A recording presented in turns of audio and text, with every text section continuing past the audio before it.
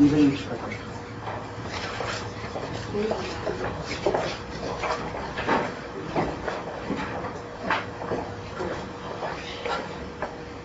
네, 좋네.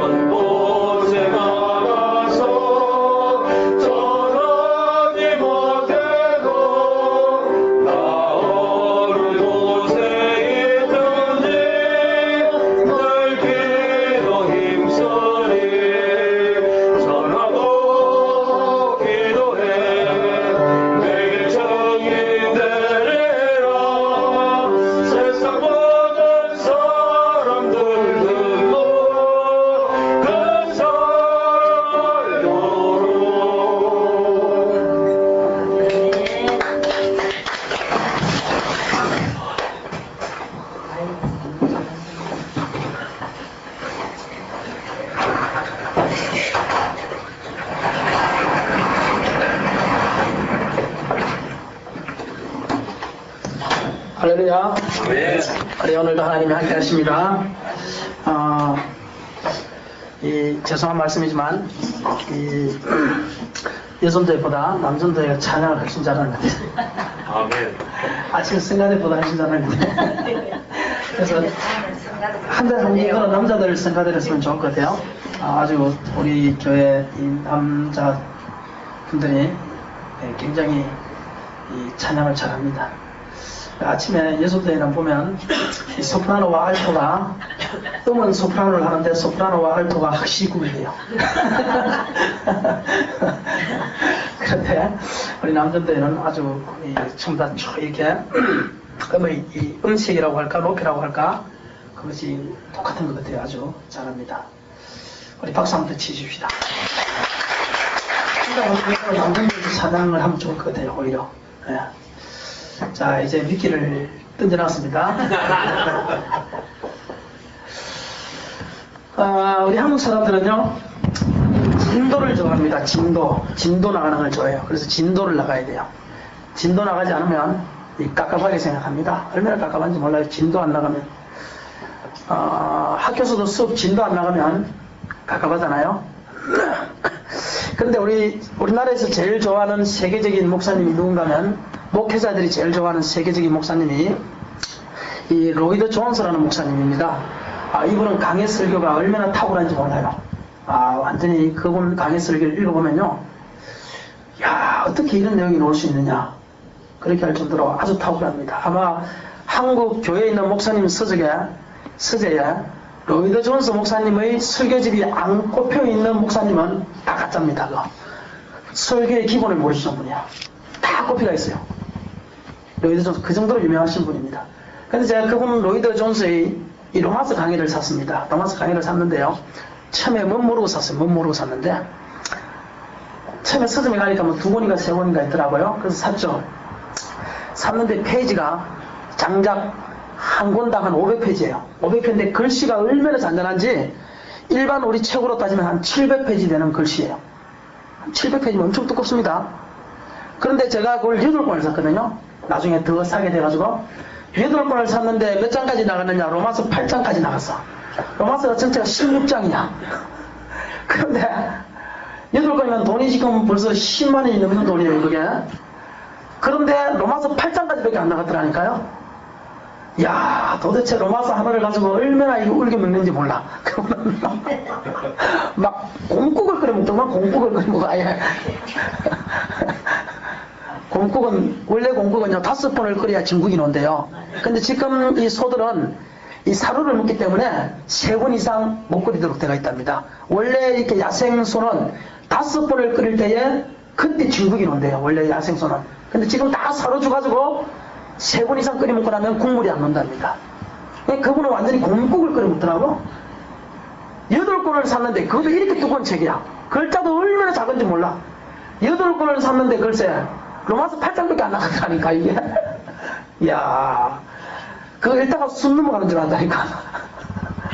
그래서 제가 그거 전체를 읽는 거를 포기했잖아요.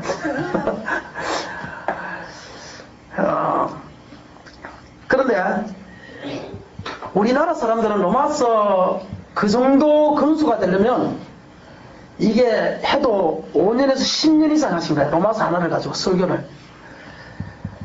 그런데 우리나라 사람은 로마서 하나 가지고 1년을 하면 난리 납니다.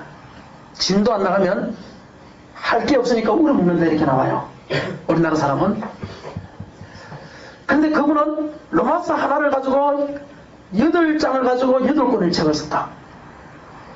그런데 진도 나가는 것이 과연 중요한가?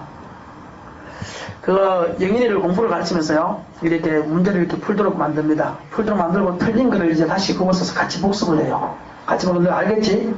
이제 알겠어요. 알겠지? 알겠어. 그 다음에 조금 이따가 다시 한 번 더 그 문제를 내줍니다. 알겠지? 알겠어. 나중에 기말고사 문제 이제 풀으라고 갖다 줘요. 그 문제 맞을까요? 틀릴까요? 또 틀려. 그때는 얼마나 읽었는지 몰라. 야, 이거는 2분이나 가르친 건데 너 뭐 들었냐? 애들 공부도 2번 알겠지 아주 모르더라니까요. 최소한도 한 5번 정도는 봐야 애들 공부도 합니다. 제가 5년을 설교를 했는데 5년 설교하는 것 동안 머릿속에 남는 것 있으면 손 들어봐요. 저도 무슨 설교인지 남는 게 하나도 없어. 머릿속에 설교할 때는 5년 동안 한 것 중에서 딱 꼬집어내서 안 보고 할 수 있는 설교가 있느냐? 하나도 없어요. 없다니까요. 하나 물어봅시다. 갈라디아서 누가 썼습니까? 수신자는 누굽니까? 갈라디아에서 하고 싶은 중심화사는? 네, 한 달 반복하니까 남잖아요.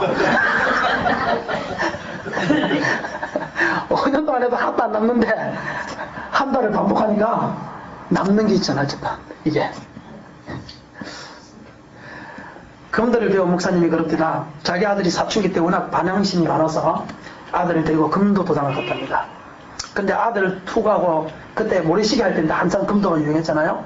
자기 아들 투구하고 사는 데는 뭐 30만원인가 40만원 들었는데 그 목사님은 나이가 들어서 몸이 느리기 때문에 많이 두드려 맞습니다. 그러니까 좋은 걸 사야 됩니다. 금도가 돈이 엄청 더 들고만 투구하고 금하고 꽃하고 사는데 100만원 더 들었대. 엄청 비싸더구만 그게. 그러니까 자기는 많이 두드려 맞으니까 좋은 거를 사야 안 아프다는 거예요. 골병이 안 든대.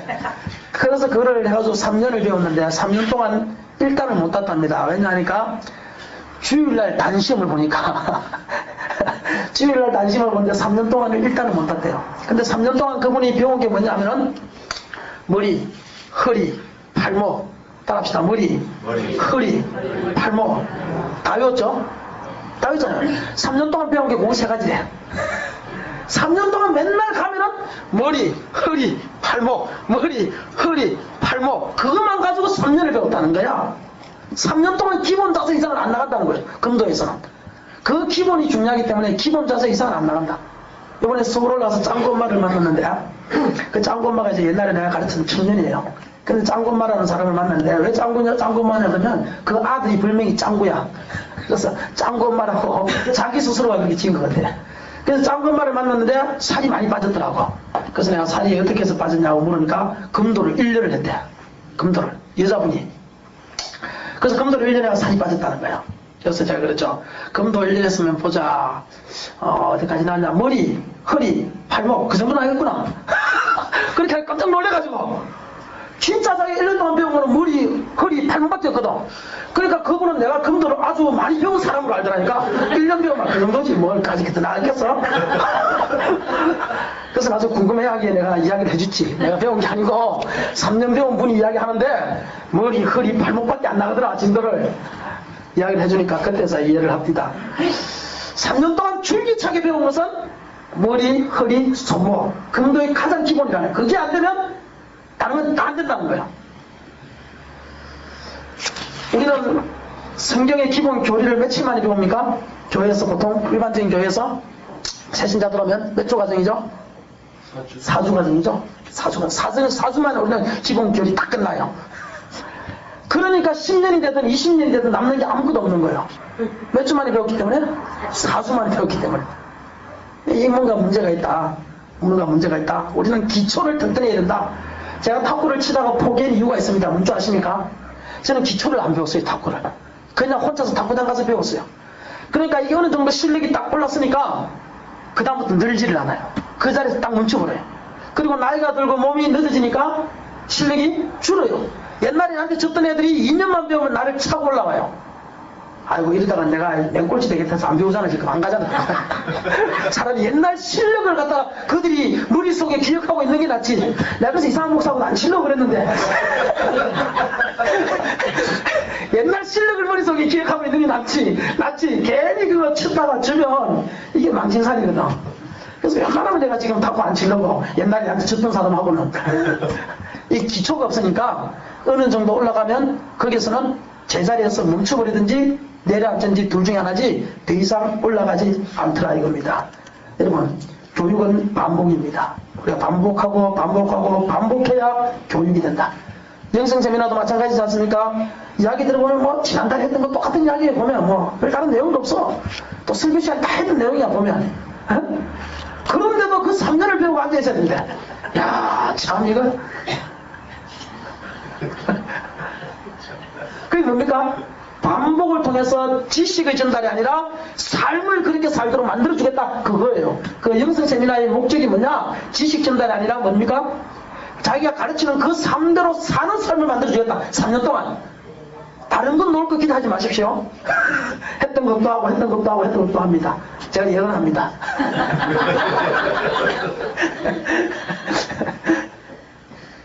사람은 반복이 아니고는요 변화되지 않습니다. 그거를 훈련이라고 합니다. 훈련. 사람은 똑같은 것을 훈련하지 않고는 그 삶이 나오지 않습니다. 누구나 다 그래요. 원숭이도 마찬가지고 사람도 마찬가지고 하나님 만든 피조물 세계는 전부 다 훈련, 반복되는 훈련을 통해서 성장되고 그걸 통해서 올라가는 거지 지식 전달을 통해서 이해를 통해서 되는 것이 아니다. 수학도 마찬가지예요. 아무리 가르쳐놔도 이해해요. 풀어. 못 풀어요. 죽어도 못 풀어. 계속 반복적으로 풀고 똑같은 문제 풀고 또 풀도록 만들 때 그때 걔가 그 문제를 푸는 거거든. 자, 복습합니다. 사도. 자, 제자는 누굽니까? 사도 바울. 수신자는 갈라디아 교인. 근데 사도라는 것은 어떤 사람이라고 그랬습니까? 사도는 하나님, 그러니까 사람에게서 난 것이 아니라 예수 그리스도와 그를 죽은 자 가운데 살리신 하나님에게서부터 난 것이 사도다. 그리고 사도는 언제부터 택임받았다고요? 모태부터 어머니의 태 속에 있을 때부터 하나님이 택정하셨다. 구원받은 백성도 마찬가지로 모태에서부터 하나님이 택정하셨다. 그런데 사도는 반드시 인성과 사도성 두 가지를 우리가 생각해야 된다. 예수 그리스도 인성과 신성이 있듯이 사도도 반드시 인성과 신성을 가지고 있는데, 사도성을 가지고 있는데 그 사도성만 바라보면 안 된다. 인간적인 사도를 바라봐야 된다. 연약한 사도, 부족한 사도, 그런 사도를 같이 생각해야지. 그렇지 않으면 언제나 목사를 통해서 시험 들 수밖에 없다 라는 겁니다. 그러니까 언제나 인간성인 목사를 바라보고, 더불어 하나님께서 기름 부어주신 택함받은 그것의 목사로서 바라볼 때 여러분들 시험 들지 않습니까? 안 들고 오히려 그 목사도 올바른 사람으로서 살아나갈 수 있다는 거. 그러니까 연약함을 인정해야 된다. 그래서 그 인성을 채워줘야 됩니다. 여러분, 인성을 안 채워주면요, 목회가 인간성인 어떤 이런 감동, 목사의 부분을 채워주지 않으면 목회가 지친다. 성도들도 마찬가지 아닙니까? 목사가 설교를 통해서든 기도를 통해서든 뭐를 통해서든 성도의 허전함을, 혹은 교육을 통해서든 세미나를 통해서든 허전함을 채워줘야 그 사람들이 감동받는 거 아니에요. 그럴 때 그분들이 열심히 하는 것 아닙니까? 마찬가지 사도도, 목회자도 인간성을 감동으로 성도들이 채워줄 때, 그때 목회자는 여기서 죽어도 조사오니 이 고백이 나오는 거거든요. 그러니까 목사로서만 바라보면 절대 여기서 죽어도 조사오니 안 나옵니다. 여기를 떠나도 조사오니 이런 거지. 사람의 끈끈한 정이라는 게 그래서 중요한 거예요. 끈끈한 정. 그래서 사도 바울은 보십시오. 그 예루살렘을 향해서 죽으러 갈 때 어떻게 합니까? 모든 성도들이 다 눈물을 바다로서 울고 불고 하면서 안 가기를 강구하고 그러면 지어지지 않습니까? 그게 과연 목사 바울만 바라봤을 때 그렇게 되는가? 천만에요. 그들과 바울 목사의 3년 동안 기도와 훈계와 끈끈한 인간적인 정이 있었기 때문에 가능한 거예요. 정강훈 목사님이라는 분이 전도사로서 다른 교회 갈 때요, 그분은요, 계단에서 이제 내려가는데 성도들이 가지 마시라고 계단에 다 들어누운대. 거짓말이 아니고 진짜로. 성도들이 가지 말라고, 다른 교회 가지 말라고 들어누웠다, 전부 다. 그래가지고 나를 밟고 지나가시옵소서. 나를 버리고 가시는 목사님은 심리도 못 가서 안병 난다. 요즘 발병을 안 나. 다 차 타고 다니니까 안병 난다. 그렇게 할 정도로 아주 일이 크게 있었다고 그러더라고요. 그러니까 그런 것 없는 목회는 전부 다 실패한 목회다. 따라서 내 목회는 실패한 목회다. 다 실패한 목회야. 그런 거 없는 목회는. 끈끈한 정이 있어서 내가 떠나고 싶을 때 눈물로서 떠나기 싫고 성도들이 보내기 싫고 그런 것 가운데서 하나님의 사명 때문에 어쩔 수 없이 떠나가는 그런 목회가 성공한 목회지, 그렇지 않은 목회는 전부 다 실패한 목회예요. 그렇지 않은 성도들은 전부 다 실패한 성도야. 목회자와의 관계 속에서. 하나님과의 관계 속에서, 어제 우리가 성경 공부할 때 하나님과의 관계 속에서 하나님께 잘하면 하나님이 어떻게 합니까? 인정합니다. 맞죠? 근데 하나님께 인정하면, 하나님께는 잘하고 인정받고 목사한테 못하면 목사는 인정합니까? 안 합니까? 죽어도 안 하지, 나는. 그럼 하나님한테만 인정받으라 이거지. 근데 하나님한테 좀 못해도 목사한테 잘하면 하나님은 인정 안 할지 모르지만 누구는 인정합니까? 목사는 인정하지. 그러니까 사람 인정이야, 인정. 사도성과 인간성인데 인간성인 그 목사가 그렇게 되는 거예요, 이게. 그렇습니다. 그러니까 하나님한테 잘하고 누구한테 잘해야 된다? 예, 이제까지는 엎드려서 절받기였습니다. 자, 그런데 바울이 사도가 되고 난 다음에 경로가 있습니다. 경로. 자, 처음에 어디 들어갔습니까? 그가 16장 11절 이후에 보면 어디 들어갔죠? 13절 15절. 그러니까 그리스도의 은혜로 하나님께서 나를 택하셨을 때 내가 그 혈육과 의논하지 아니하고 15절인가요? 16절인가요? 내가 혈육과 의논하지 아니하고 어디 들어갔습니까? 네? 아라비아로 갔다가 네. 아라비아로 갔다가 다시 다메섹으로 갔죠. 다메섹으로 갔다가 그 다음에 예루살렘으로 갔다가 그 다음에 어디 갔습니까? 그 다음에 길리기아와 수리기아, 그죠? 얘와 수리아로 갔다. 자, 그 다음에 또 어디 갔는가 하면 2장 1절에 보면 다시 예루살렘으로 갑니다. 네? 2장 1절에 보면 다시 예루살렘으로 와요. 그러니까 이 바울 사도가 바로 하나님 앞에 부름받았을 때 사도가 된 것이 아니라 그가 아라비아에 갔다라는 사실을 기억해야 됩니다. 이 아라비아에서 사도 바울이 말씀을 받고 갈라디아서를 썼다고 그렇게 이야기들을 해요. 그러니까 바울 사도는 사명을 받았을 때 바로 사명의 자리에 뛰어드는 것은 아니었다. 그가 구약 성경에 있어서는 박사였지만 그럼에도 불구하고 다시 한 번 더 하나님의 말씀이 옳은지 그른지 그거를 자기가 확인하고 테스트하고 공부하기 위해서 기도하기 위해서 예수 그리스도를 묵상하기 위해서 아라비아로 갔다가 다메섹은 거쳐서 온 겁니다. 특별히 가서 읽지 않았어요. 다메섹을 갔다가 다시 예루살렘으로 와서 베드로와 주의 형제 야고보를 만나고 그 다음에 길르기아와 수리아에 가서 전도를 하고 그곳에서 하나님께 영광을 돌리고 다시 14년 만에 예루살렘으로 다시 한 번 더 돌아오는 그것이 바로 바울의 전도 여행입니다. 그러니까 여기까지는 전도 여행이 아닙니다. 길르기아 수리아부터 전도 여행이죠. 그러니까 안디옥에서부터 시작해서 길르기아 수리아로 해서 이제 복음을 전하는 이러한 과정을 거쳤다라는 거.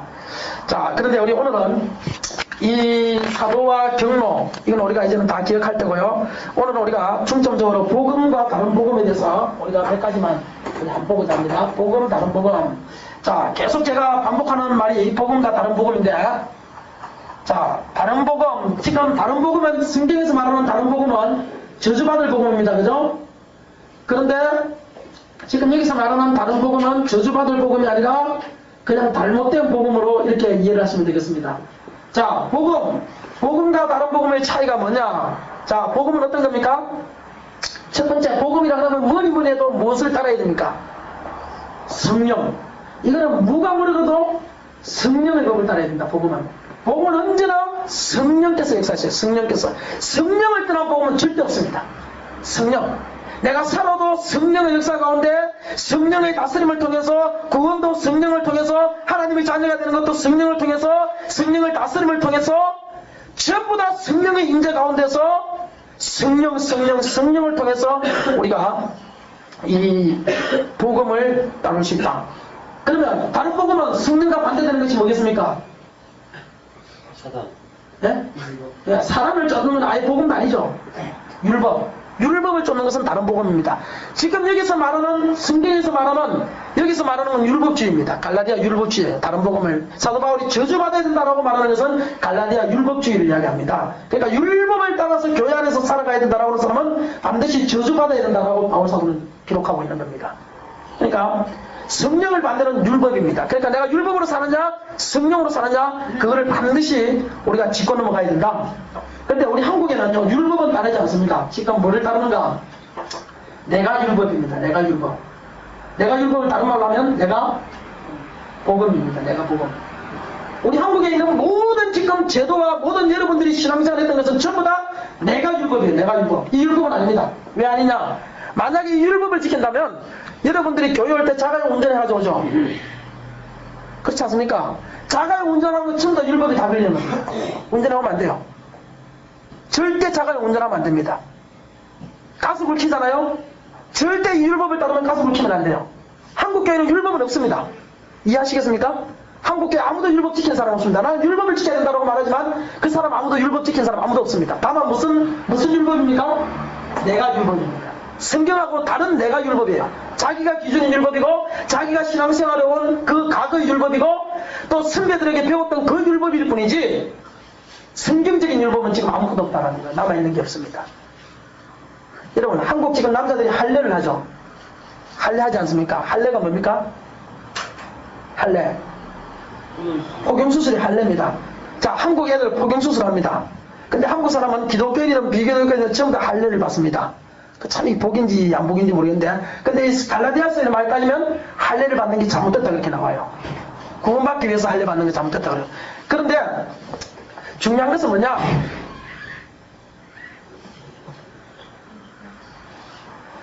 네, 중요한 것은 뭐냐? 할례를 받는데 한국에서 할례를 받는데 유대인하고 한국인만 할례를 받고 다른 미국인이나 이런 사람들은 할례를 안 받는데요. 안 한답니다. 우리는 난지 애들 어린애일 때일수록 할례를 받으면 좋다 해서 지금 할례를 받는데 실제적으로 할례를 받을 수 있는 근거가 아무것도 없답니다. 별로. 그런데 왜 한국에서만 이 할례를 지금 받고 있을까? 가만히 생각해보니까 이 초대교회 이 우리 목사님들이 성경을 보면서 율법에 아마 주입에 빠지면서 거기에 대한 당위성을 만들어 놓은 것 아닐까 그 생각을 해봐요. 당위성을 만들어 놓은 것 아닐까.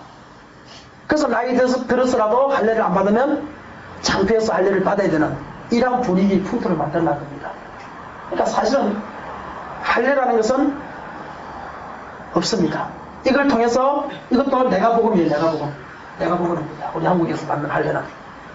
갈라디아 교회들이 예수를 믿고 나서 할례 받아야 된다. 그래서 할례를 받도록 만들었어요. 할례 안 받으면 구원 못 받았다. 그래서 할례 받아. 처음부터 할례를 받아. 그걸 사도 바울이 중점적으로 말하고 있는 것은 갈라디아에서 중점적으로 다른 복음이라 말하고 있고 주수받을 복음이라 말하고 있는 것은 할례 사건이에요. 다른 복음은 할례 받아야 구원 받는다라는 그 무리들을 향해서 이야기를 하고 있습니다. 그러니까 한국에는 율법은 없습니다. 뭐만 있다? 내가 율법, 내가 기준입니다. 근데 가만히 한번 생각해 보세요. 한국에 있는 율법을 가만히 한번 생각해 보시면 과연 그게 성경적인 율법이냐? 성경적인 복음이냐? 아니라는 거예요. 여러분, 복음을 전하기 위해서는 반드시 그 지역의 문화가 필요해요. 제가 이번에 교육을 받으러는데 귀신에 대해서 이렇게 이야기합니다. 자, 귀신이 있는데 미국에도 귀신이 있고 우리 한국에도 귀신 있죠? 참 웃겨요. 한번 보십시오. 미국에도 귀신 있고 한국에도 귀신 있는데 우리 한국에서는 귀신 보고 물으면 야, 너 귀신 너 어디서 왔냐? 이러면 뭐라고 말해요? 귀신 너 어디서 왔니? 하면 뭐라고 이야기합니까? 아니요. 22대 조상 귀신이다 이래요. 나는 16대 조상 귀신이다 이래요. 그래서 가게의 저주를 끊어야 된다는 그 책이 왜 베스트셀러가 됐는가? 지금 우리가 저주받고 있는 예수 믿고 나서 저주받고 있는 이 모든 것이 조상 22대 귀신에서부터 혹은 16대 귀신에서부터 내려온 거기 때문에 그 16대 귀신을 끊어야 하나님의 축복이 임한다. 이게 가게의 저주를 끊으라 그 내용이에요. 그래서 우리 한국 귀신들을 물으면 귀신 쫓아내는 목사님들이 물으면 전부 다 나는 너 16대 조상 귀신이야. 나는 너 13대 조상 귀신이야. 다 이렇게 이야기해요. 근데 미국에는 그런 말을 할까요 안 할까요? 미국 귀신들은. 귀신은 똑같은 귀신 아닙니까? 근데 미국 귀신들은 22대 조상에서 왔다 이렇게 할까요 안 할까요? 거기는 안 합니다. 거기는 무슨 귀신이라는 거면은 나는 욕심 귀신이다. 나는 정욕 귀신이다. 나는 탐심 귀신이다. 나는 교만 귀신이다. 나는 또 뭐가 있습니까? 나는 거스리는 귀신이다. 나는 분열 귀신이다. 이런 식으로 기능적인 것을 이야기를 합니다. 기능적인 거를. 왜 귀신들 똑같은 귀신임에도 불구하고 한국 귀신들은 조상 귀신이다 그렇게 이야기하고 서양에서 쫓아내는 귀신들은 기능적인 면을 이야기하느냐? 그것은 문화 때문에 그래요. 문화 때문에. 한국에는 제사 문화가 있습니다. 그래서 제사 제도 이런 문화가 있기 때문에 그 귀신이 그 문화를 사용하고 있는 거예요. 나는 이 조상 귀신이다. 그렇게 하는 겁니다. 그런데 미국이라는 이런 나라는 조상이라는 생김의 자체가 없습니다. 조상 귀신 자체가 없어요. 그러니까 나는 22대 조상 귀신이다 이런 말을 해야 지만 미친 귀신이 되는 거야. 그러니까 그 귀신은 뭐라고 말합니까? 나는 욕심 귀신이다. 나는 탐욕 귀신이다. 나는 교만 귀신이다. 자기의 직책을 이야기해요. 직력을 이야기해요. 나는 교만해서 또 온 귀신이다. 이 사람이 너무 교만했는데 그 교만을 틈타서 내가 이 사람 심령 속에 들어간다. 나는 이 사람이 분열시키려는 그 마음이 있었는데 분을 내는 그 마음이 있었는데 그것을 틈타서 내가 들어가서 분열 귀신이 되었다. 미국인은 다 이렇게 합니다. 어떻게 만든 것 같아요? 어떻게?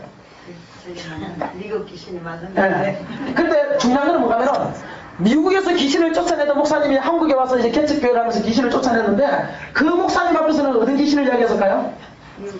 이 귀신을 이야기했어요. 이 귀신 이야기의 귀신이 한 명도 없답니다. 귀신은 무엇을 사용한다? 문화를 사용합니다. 문화를. 정신적인 문화든 육체적인 문화든 우리가 가지고 있는 문화든. 중국에 경교가 있습니다. 경교. 중국이라는 나라는요 엄청나게 오래전에 기독교가 들어갔어요. 근데 기독교가 들어가서 그곳에서 유교와 불교 사상이 강하니까 그곳에서 기독교가 들어가서 복음을 전할 수 있습니까 없습니까? 의리도 없는 거예요. 그러니까 사람들이 복음을 전하면서 이 불교와 유교를 좀 혼합을 시켰어요. 받아들일 수 있는 거 받아들이면서 만드는 교가 뭔가 하면 경교입니다. 기독교가 엄청 들어가 오래가 경교가 사실은 기독교에서 나온 거예요. 그런데 경교 속에 지금 기독교가 남아 있습니까 없습니까? 없습니다. 기독교 전혀 없습니다. 다 거기서 물들어가지고 문화에 물들어가지고 기독교는 없습니다. 그래서 우리나라를 보면 신라시대 같은 데도요, 십자가가 나타나고 한 번씩 이 신라시대에 있었던 유적 가운데서 십자가가 나타나고 이렇습니다. 이게 다 어디서 온 겁니까? 이 경교에서 온 거예요. 경교에서. 중국에서 문화가 들어오면서. 그러니까 언제나 선교사들이 가서 복음을 전할 때는 그 사람들이 받아들일 수 있는 문화를 사용한다는 사실을 기억하셔야 됩니다. 제주도에 처음에 이기봉 선교사님이 오셨을 때 복음만 가지고 왔느냐 그냥 천만에요. 처음에 저기 어딥니까? 추자도 갔을 때 복음을 전하는데 그들에게 복음을 전하기 위해서 어떻게 했었을까요? 그 문화를 이용했다는 겁니다. 문화를. 그러니까 그 복음 속에는 순전한 복음만 있는 것이 아니라 뭐가 있습니까? 문화가 있습니다. 그런데 경고 속에서 이제는 기독교는 없어지고 교도만 남아있듯이 오늘날 성도들 속에서 문화와 복음이 혼합이 된 건데 문화는 점점 사라지고 될 것인데 이것을 부여잡고 복음을 없애버렸어요. 사람들이 점점. 그래서 이 문화를 가지고 뭐라고 그런가? 율법이다. 그렇게 지금 한국교회는 그렇게 이야기하고 있는 겁니다. 그래서 다들 신앙생활을 하면 전부 다 무엇으로 변합니까? 율법적으로 변하는데 그 율법은 성경에서 말하는 율법이 아니라 내가 율법이요 내가 복음이요 문화 속에 있는 복음입니다. 문화 속에 있는 복음. 그렇기 때문에 없어져야 할 것들이 너무 많이 있다는 겁니다. 자, 추도 예배만 따져도 그렇습니다. 추도 예배가 미국에 있습니까? 없습니까? 원래 기독교 국가에 있습니까? 없습니까? 없습니다. 어디서 왔습니까? 한국에 제사제도가 있으니까 이 조상 숭배 사상을 어떻게 하면 거스르지 않고 이들에게 복음을 전할 수 있는가? 그래서 이 문화와 합친 것이 추도 예배예요. 그러면 오늘날 만약에 처음부터 우리가 기독교인 가정이라서 우리는 더 이상 추도 예배 드리지 말자. 그래서 안 드리면 잘못된 겁니까? 잘못 안 된 겁니까? 잘못 안 된 거예요. 근데 한국 사람들은 잘못된 줄로 안단 말이에요. 이해하시겠습니까? 우리가 가지고 있는 많은 분야가 율법이 아니고 복음이 아니고 내가 복음이다라는 사실을 기억하십시오. 다시 우리는 초대교회로 들어가야 됩니다. 초대교회는 뭡니까? 성령의 법을 따르는 성령의 법. 사무총회 직원의 전부 마찬가지예요. 교회가 처음부터 사무총회 직원에 있은 게 아니에요. 교회가 성장하면서 재정이 풍성해지니까 이제 이 재정을 좀 더 효과적으로 관리해야 되지 않겠냐. 그래서 세상 법이 들어온 거죠. 원래 교회에 있었던 건 아니에요. 근데 작은 교회 한 달에 1년에 1000만 원밖에 안 되는데도 사무총회 직원해가지고 그거를 재정 예산을 편성해가지고 학생회는 10만 원 했으니까 이번에 20만 원 되면 안 돼. 한 달에 꼴값 떴네. 그 꼴값이에요. 내가 볼 때는. 큰 교회 재정이 남는 교회에서 이거를 마음대로 써도 되겠냐 그렇게 해서 만든 거예요. 그것도 지금 우리 한국에 다시 초대교회로 들어가자 해서 유명한 교회가 있는데 감자탕 교회라고. 그 교회는 한 달에 무조건 지금 한 1000명 모이는 교회인데 한 달에 무조건 통장에 잔액을 얼마나 남기는가 100만 원만 남깁니다. 한국교회 큰 교회들이 갈라지고 싸우는 이유가 뭡니까? 대부분이 재정 남아돌아서 그랬어요. 재정이 남아돌아. 통장에 재정이 남아도니까 싸우는 거예요. 근데 그 교회는 100만 원밖에 안 나오니까 올해 헌금이 1000만 원 들었어요. 이번 주에. 문해지니까 900만 원 어떻게 해야 됩니까? 반드시 써야 돼. 이번 주간에. 그러니까 서로서로 기도하면서 이번에 900만 원을 어디 쓸까요? 하는 그 기도하는 거예요. 얼마나 멋있는 교회입니까? 싸울 일이 있습니까? 없습니까? 없죠. 100만 원 남는데 뭐. 100만 원도 다 써야 되는데 뭐. 그래서 만약에 우리가 이제 이번에 이렇게 하지 말고 좀 연말에 가서 좀 큰 일을 한번 해봅시다. 그래서 그러면 700만 원을 이번에 연말에 가서 우리가 누구 어떤 목사님 돌아가시고 사모님만 있는데 그 집을 하나 얻어주는 걸 합시다. 그렇게 결정이 나면 700만 원 통장이 넣습니다. 이거는 자기 교회 재정입니까? 아닙니까? 아니에요. 그럼 그게요. 나가는 거예요. 그러니까 통장 잔액은 언제나 매주 100만 원, 몇백 모이는 교회에서 1000명 모이는 교회에서. 얼마나 멋있는 교회인지 몰라요. 거기는 분열이라는 게 없습니다. 싸움이라는 게 없어요. 왜? 언제나 교회의 모든 싸움과 분열은 재정 때문에. 내가 헌금한 건 내가 관리해야지. 인간적인 생각들. 이거거든요. 그러니까 거기에는 싸움이라는 게 없습니다. 싸움이라는 자체가 있을 수 없어. 100만 원 남기는 교회는요. 10,000명이 모이든 20,000명이 모이든 싸울 이유가 없는 거야. 어차피 100만 원 남는 건데. 그러니까 이런 것들이 지금 뭔가 하면은 내가 율법에서 다시 성령의 법으로 돌아가자. 성령께서 이 교회를 다스리게 하고 성령께서 주장하시고 성령께서 원하시는 그 길로 우리가 다시 돌아가자. 초대교회로 돌아가자. 초대교회로 돌아가자. 그겁니다. 그 운동입니다. 그 운동이에요. 그러니까 우리가 지금부터 다시 복음과 내가 복음 다음 주 또 다시 다른 걸 가지고 하겠지만 복음과 내가 복음 사이에서 반드시 기억하십시오. 내가 가지고 있는 율법은 율법이 아니라 내가 율법이다라는 것. 이 내가 율법을 없애지 않으면 우리는 평생 신앙생활하면서 기쁨과 만족과 소망과 응답을 경험하지 못합니다. 이것 없어져야 기쁨이 있습니다. 이거 없어져야 됩니다. 사라져야 될 것들입니다. 다 사라지고 성령께서 온전히 우리를 다스리고 내 교회를 다스리고 내 가정을 다스리고 성령께서 주장하시는 그러한 삶을 살 때 우리에게는 천만족이 있다. 천복음만이 남아있다라는 사실을 기억하시고 우리 모두가 그 길을 향해서 달려갈 수 있는 귀한 성도가 되기를 주님 이름으로 축원합니다. 기도합니다.